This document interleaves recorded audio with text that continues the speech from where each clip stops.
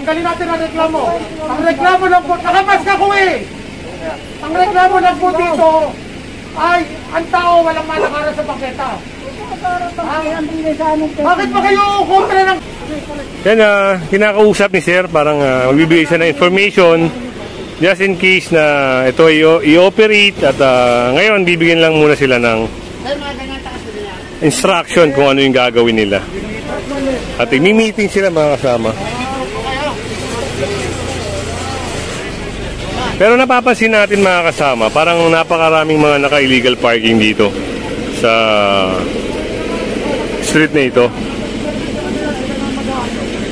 At yun, maraming mga trapal, no? Mga extension.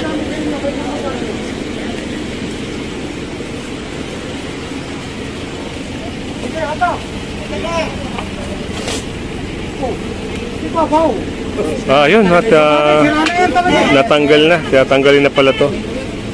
Hindi nga eh. Paano natin maiaayos?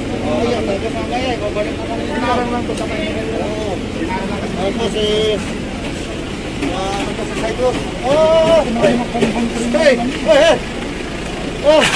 So yun, winasak na nga pala mga kasama.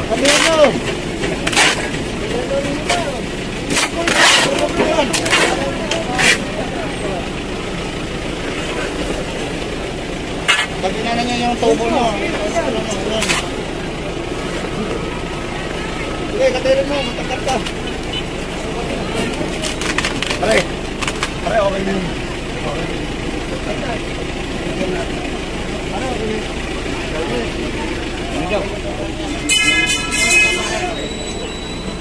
At dito sa kabila, ayun, nakita rin ni Sir Richard yung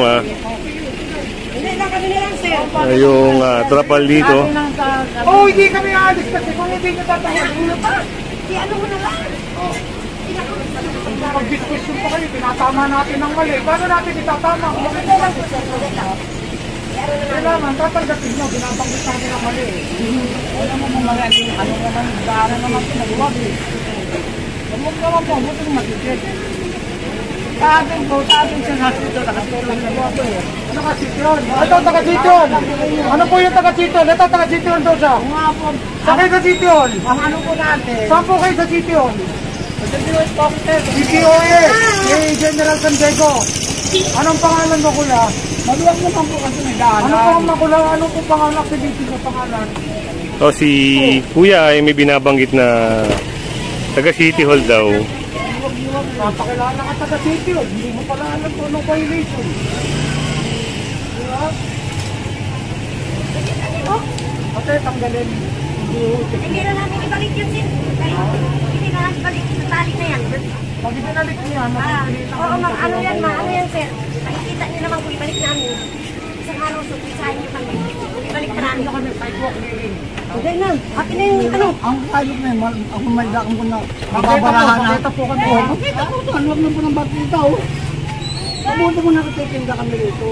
Ay, sir, NMDA po, sir. Ano na pa? Ay naku, Diyos ko. Hayaan mo na yan. Ipagdano ka pa dyan sa mga yan. Ano yan, babagal lang yung yan natin. At Babagal lang yung... Hayaan mo na, trabaho nila yan. at doon, punta tayo. Sunod lang tayo kay sir. Si tatay kasi na mga kasama ay nagbabanggit pa ng taga City Hall daw siya. Doon. Kaya Walang kumikilo sa inyo.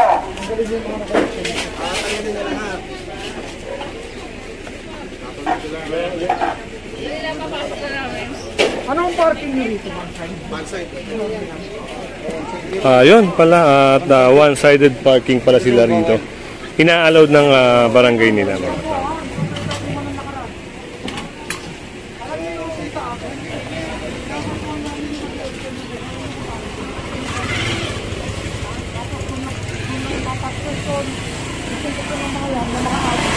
Sosobra dito yung trapal.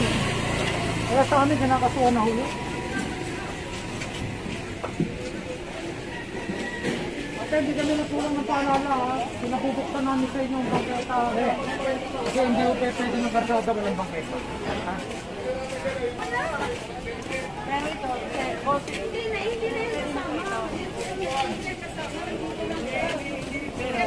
Carl, ano status nila sa sidewalk? Dito. Sidewalk. Open talaga. Tanggalin natin ang reklamo, ha? Tanggalin natin. Konting urong na lang natin. At yun, Saka yung tip. mga taga-LGU na rin nagsasabi mga kasama na kailangan nilang linisin yung sidewalk. Dapat hindi tayo lumalim sa poste ng Meralco. Ngayon, kung hindi natin naayusin yan, mapipilita kami, setback yan. Ilalabas namin ang poste ng Meralco. Mas lalo hindi tayo napapayapan na wala kayo. Pero yung 1.5 po, pwede na yun. 1.5 meter, hagip ang tindahan mo dyan. 1 metro na lang natin yan. Kaya nga, yun hanggang dito lang. Ang dali yan. So, ito yung naging violation nila mga kasama. Yung sa sidewalk na sila nakapesto. Ayan, according din sa LGU mga kasama, kailangan nilang tanggalin. Siyempre, kasama nila si Sir Richard, ang field officer ng MMDA, para makipag-coordinate din, makipag-usap din.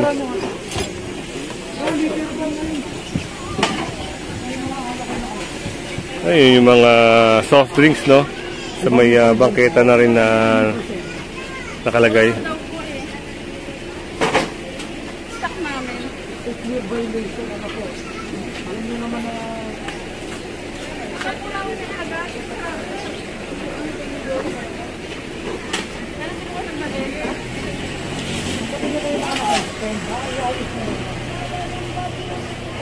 Bakit Boracay ang tawag dito? Sir, ano po? Malaki yung issue.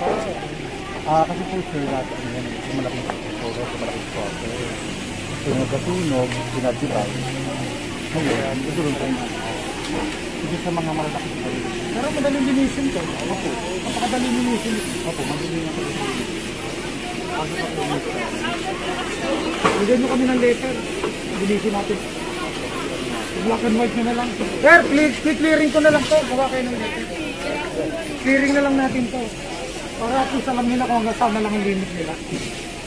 Ayos natin. Ngayon kung sabihin sa akin, kung sir, clearing na natin ito. I-formalize nyo na yung letter. Para once and for all, malaman nila kung hanggang saan na. Madali ito linisin, konti lang. Ano lang ito? Ano dito? Ngayon, kung hindi na sa atin magpo-comply, ang totoo nun, ayan ang government control.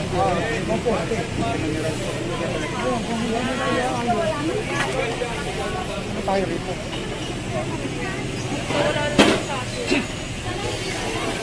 Diba?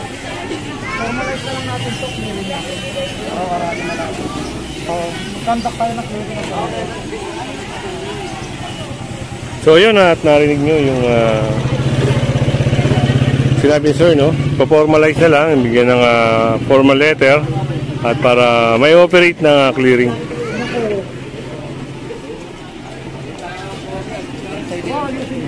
Kaya kung hindi ka pa nakasubscribe sa ating channel mga kasama, pa-subscribe na lang po si Kuya Goods at pakita na notification bell para lagi kang update sa ating mga video.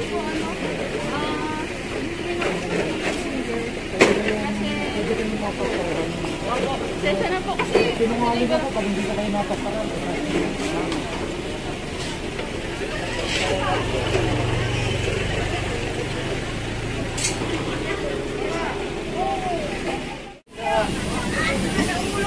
Pag hindi natin natanggal ang reklamo dito, mapipilitan kaming kunin yung totoong bukas. Alam din yung totoong bukas? Makikita niyo yung copy ng Meralco, pinakahulog. Ilalabas ko yan. Ilalabas ko yan. Mauubos natin. Mauubos natin. Hindi ko, lalo kayo hindi mapapaya. Sumunod lang. Ayusin natin ang problema. Kung natin nakikita nyo, system mo yan, hayaan nyo ng bukas yan. Kasi lahat naman ng pinag-question nyo, ibigay nyo yan. Hayaan na natin dito, nakalaang reklamo, di naman problema. Pag hindi natin natanggal ang reklamo, mapipilitan ako isip. Sabi ko na sa inyo, hindi kami ng tulong ng panaga. At least, hindi ako natulong. Makarami yan. Pag nyo lang naisip, na bumalik ako dito. Pag bumalik ako dito, ibig sabihin, niyawa ko yung reklamo, tatapasin ko yun. Anak buhay na rin. Reklamo lang naman, walang malakaran ng tao. Kasi na, ako manila, natin yung mga alam ko walang maglalakad.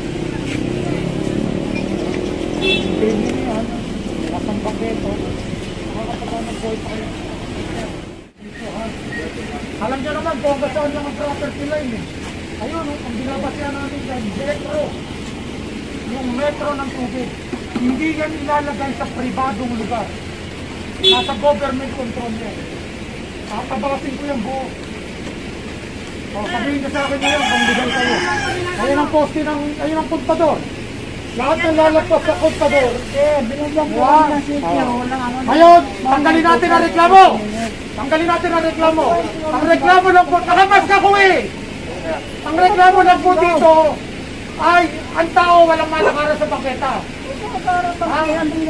Bakit ba kayo kontra ng kontra? Ano bang gusto nyong mangyari? Ba't nakamas nga po? Para marinig nyo. Nag-aanunsyo kami. Wala lang po kasi dapat may tao. Ano bang pinagmamalaki ninyo? Nasa gobyerno kayo kaya kayo pwede lumabag. Wala kaming pinagmamalaki. Kanina pa si Sir nagpapakilala. Wala kaming pinagmamalaki. Trabaho niya. Kaya lang. Ikaw. Nakamas nga po eh. Nag-aanunsyo po kami. Sumusunod kami sa ordinansa. Kaya lang po, huwag kayong sumigaw, huwag kayong magalit. Hindi, sumunod tayo eh. Para ba sinasabi mo mali ang ginagawa namin? Walang mali. Walang mali. Para ba sa akin?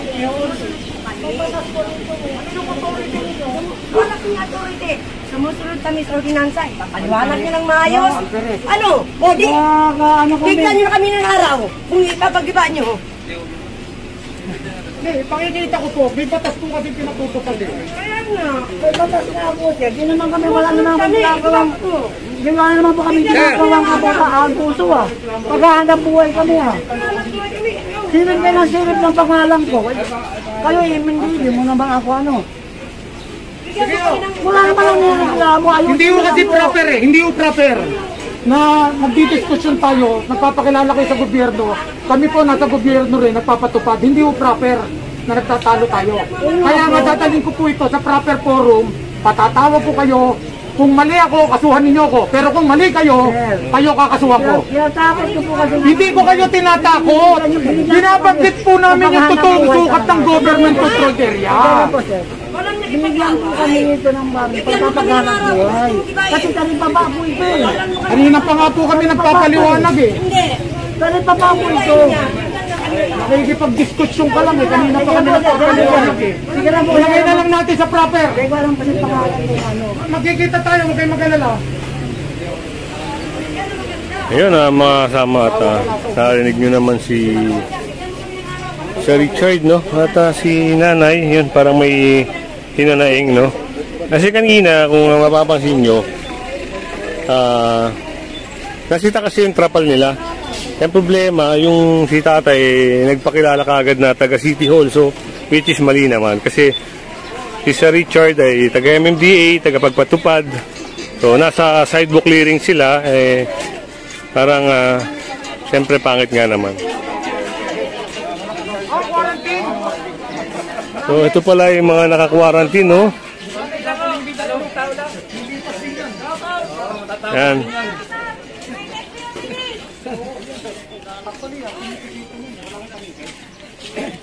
Kanino ba to? Kanino po to? Dito yan. Saka nila yung galing. Nakatawag na. Picture niyo po, picture niyo po.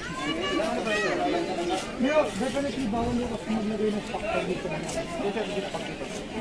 Mula ko po silang Meralco, isang metro pa. Mula? Yan, yung metro red. Patok pa.